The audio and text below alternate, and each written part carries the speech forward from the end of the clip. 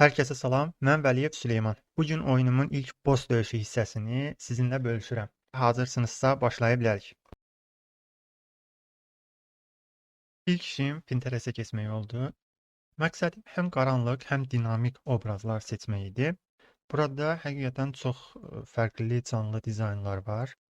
Ən çox diqqətimi cəlb edən ilanvari, uzun gövdəli draqon obrazları idi və bəli, mən tapdım. Artıq bu eskiz üzərindən davam edə bilərik. Pinterestdən topladığım referansları chat vasitəsilə işləyərək ilkin görünüşləri alıram və editor vasitəsilə tam professional formanı əldə edirəm.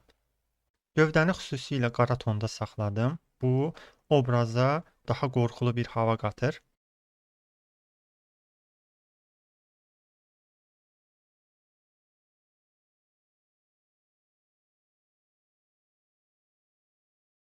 Modelləmə hissəsində obraza mesh və bon əlavə edirəm.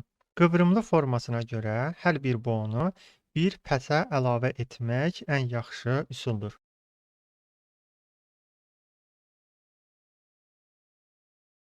Animasiya hissəsində sakit dayanma, zərbə alma, ölmə və səhnəyə epiklik qatan giriş animasiyası əlavə edirəm. Hücum hissəsini əsas iki oyundan referans aldım. Hollow Knight və Moasray oyunları.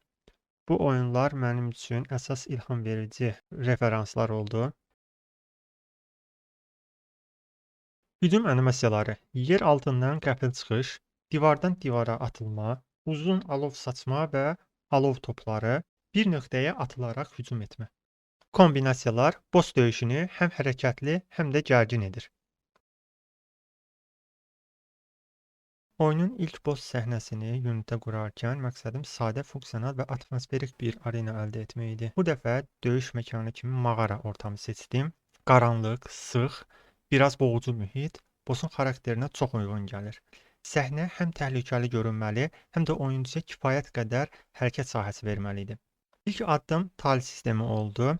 Burada daş, qaya rəsmləri seçdim. Kənarları qırıq, səthi kobud olaraq saxladım ki, bunlar mağara mühitinə uyğun olsun. Səhnənin girişi sol tərəfdəndir. Oyuncu mağaraya sol tərəfdən daxil olur. Həm də sol tərəf müəyyən mənada təhlükəsiz zona sayılır. Boss isə sağ-aşağı hissədən arenaya daxil olacaq. Bu həm də boss'un aşağı qaranlıq dərinlikdən gəldiyini göstərir. Eyni zamanda onun ilanvari hərəkəti ilə də üst-üstə düşür. Arxa fonu hazırlayanda Pinterestdən mağara rəsmləri referans götürdüm və bunu chat vasitəsilə rənglərini ayarladım. Burada əsas üstünlük mağaranın rəngləri ilə uyğun olsun, həm də çox qaranlıq bir fon olmasın. Ümumilikdə səhnə oyuncuya belə bir mesaj verir: burada böyük bir şey var. Boss'un səhnəyə daxil olmasında iki cür effektdən istifadə edirəm. Biri partlama effekti. Burada tüstü, duman və daşların kənara saçılma effekti olacaq. İkinci effekt isə boss səhnəyə tam daxil olanda işə düşür. Bu dəfə məqsəd boss'un gücünü göstərməkdir. Bu effekt Hollow Knight-dakı bossların enerji dağılanmasına bənzəyir. Qısa, amma çox təsirli bir vizualdır. Səhnə atmosferini bir anda dəyişir və döyüşün başladığını elan edir. Bossların tipləri ilə əlaqədar bunların rəngləri də dəyişir. Mən təbii ki də qara tonu seçdim. Bunların hər birini birləşdiririk və ortaya çox gözəl bir səhnə çıxır. Hazırsınızsa, buyurun seyr edin.